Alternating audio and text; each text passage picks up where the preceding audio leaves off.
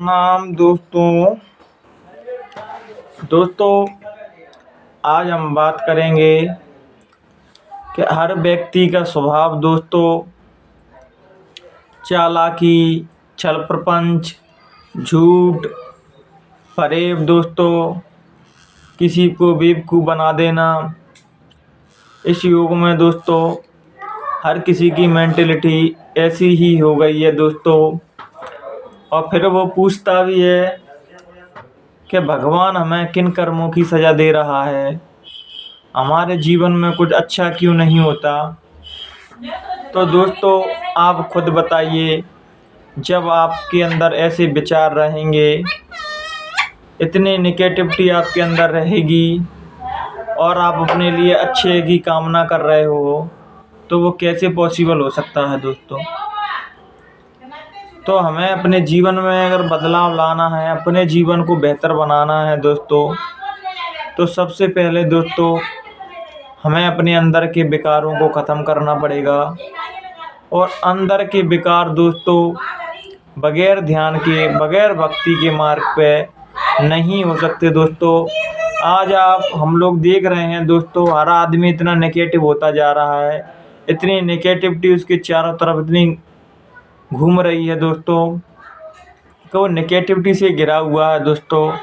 छोटी छोटी बातों पे आदमी गुस्सा हो जाते हैं। आज 2-3 दिन पहले की मैं एक घटना बताऊं दोस्तों, तो और एक माँ ने दोस्तों अपने ही बच्चे को मगरमच्छों के सामने फेंक दिया और मगरमच्छ उसको खा गए, क्योंकि वो उसकी शैतानियों से परेशान हो गई थी, उसके शोर शराबे से।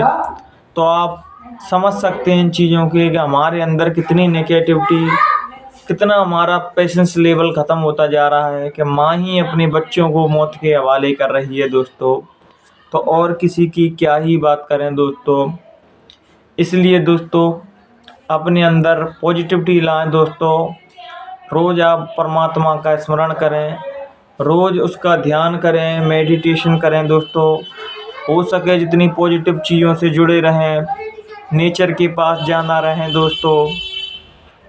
और दोस्तों आप जितना समय आप अपने एकांत में अपने लिए गुजारेंगे दोस्तों, आप उतने ही ज़्यादा मजबूत होते चले जाएंगे दोस्तों। क्योंकि आपके अंदर जो परमात्मा आत्मा स्वरूप जो हमारे अंदर परमात्मा बैठा है दोस्तों, उससे हम एकांत में ही जुड़ सकते हैं दोस्तों।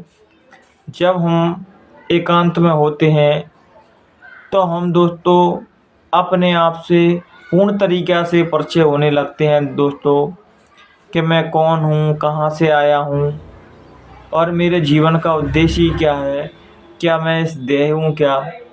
आज आप देख रहे हैं दोस्तों, हर आदमी दोस्तों भौतिकता की अंधी दौड़ में ऐसे दौड़ा जा रहा है दोस्तों।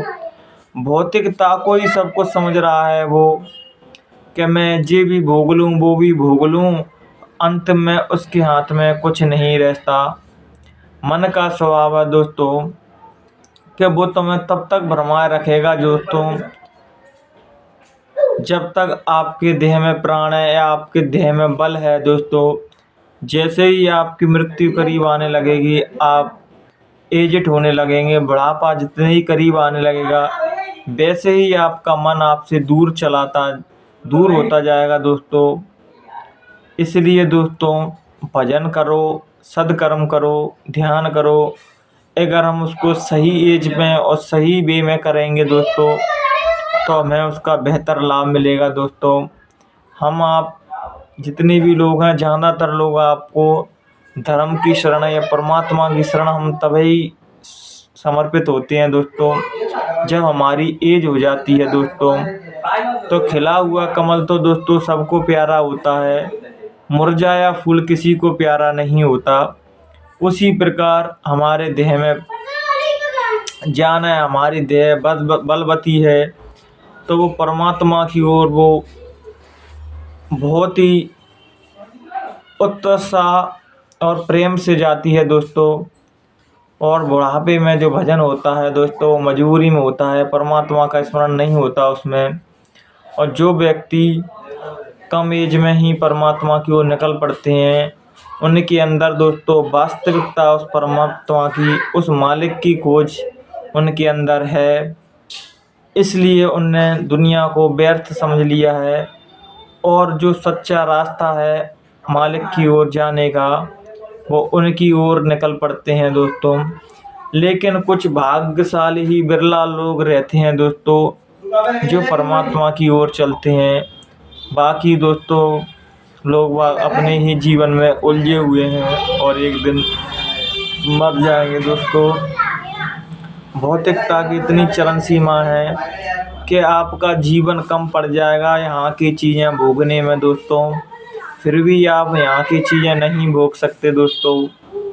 इसलिए उस मालिक के लिए हम जब समर्पित हो जाते हैं, ध्यान भजन करते हैं उसका, तो हमारे अंदर एक ठहराव आने लगता है, हमारा मन अब चलायमान रहता है दोस्तों। अगर हमारी देह यहाँ बैठी है, हमारा मन यहाँ कहाँ भटक रहा है दोस्तों। और जब हमारे अंदर ठहराव आ जाता है, मन स्थिर हो जाता है दोस्तों, तो हमारा चित्त एकाग्रित होने लगता है। और जब चित्त हमारा एकाग्रित होने लगता है तो हमारी जीवात्मा उस परमात्मा की ओर जाने लगती है। तभी तो किसी ने क्या खूब कहा है, जो तू आवे एक पग मैं आऊँ पगसार।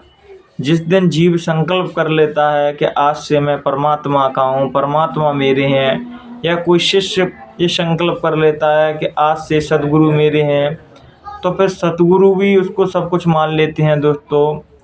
बात हमारे तरफ से ही है। जिस दिन भक्त ने या किसी शिष्य ने अपने सतगुरु को सब कुछ मान लिया, अपना मान लिया, तो उसको मानने में दोस्तों ज़रा भी देर नहीं लगती दोस्तों।